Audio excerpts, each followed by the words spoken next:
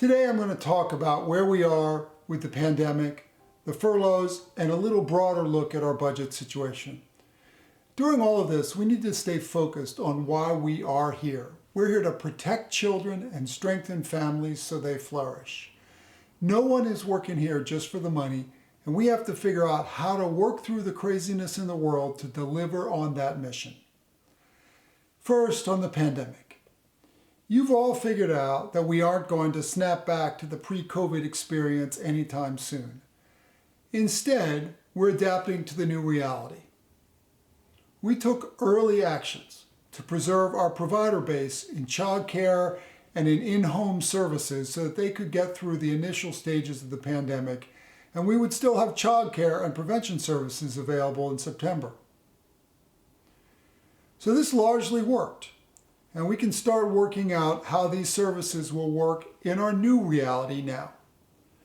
So we worked with the courts to ensure that court orders were actually rational things that we could do, switching visitation to mostly video.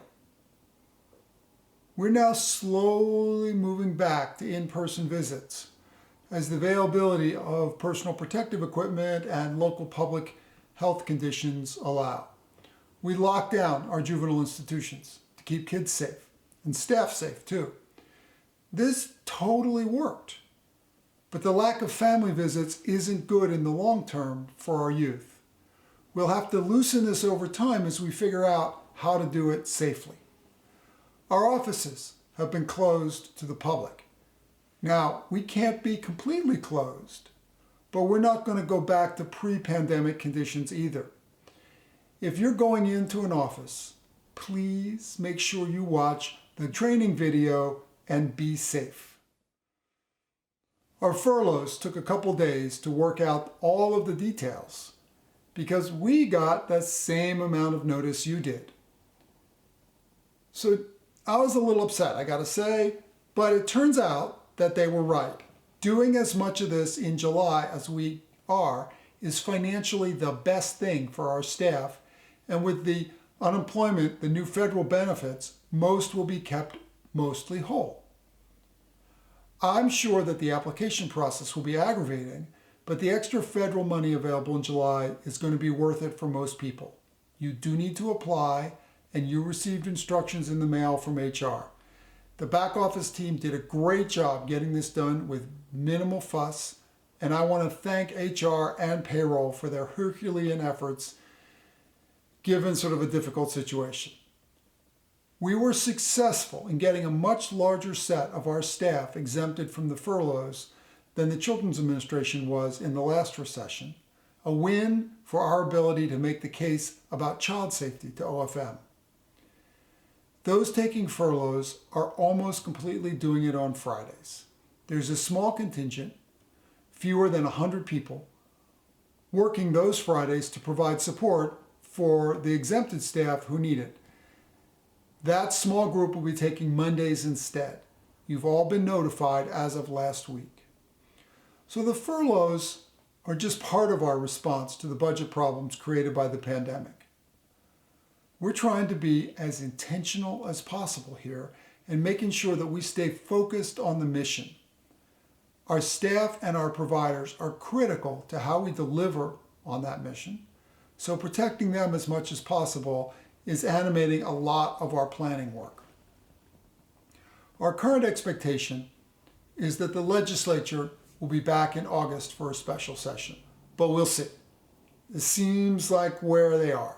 We've delayed many new items that would have started July 1st until September to give the legislature some room to make decisions, and we've tried to not enter new long-term obligations. Our instructions for the 21-23 budget are very similar to the emergency instructions we got a month ago for this fiscal year. We're to propose a budget that provides a 15% reduction in spending from state tax revenues, that's near general fund state, and few, if any, new items. So we'll submit this budget in mid-September, and you'll all have a chance to make suggestions. Even with the pandemic, we've done well in improving outcomes for kids. small subset of a report you'll get from me in the next week or so. We have a 15% reduction in the number of kids in foster care, on the way to 50%. We have about a quarter as many kids in out-of-state placements as we did a year ago, low 20s compared to in the 80s.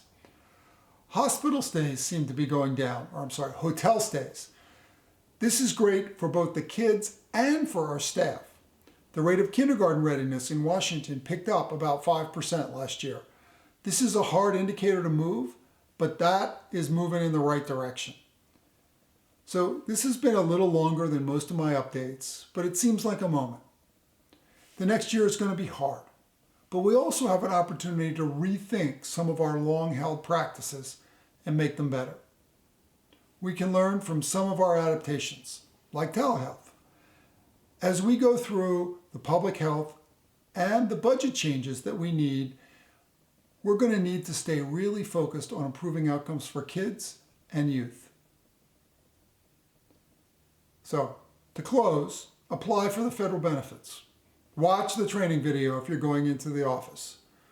Wash your hands. Stay safe. Thank you for working here.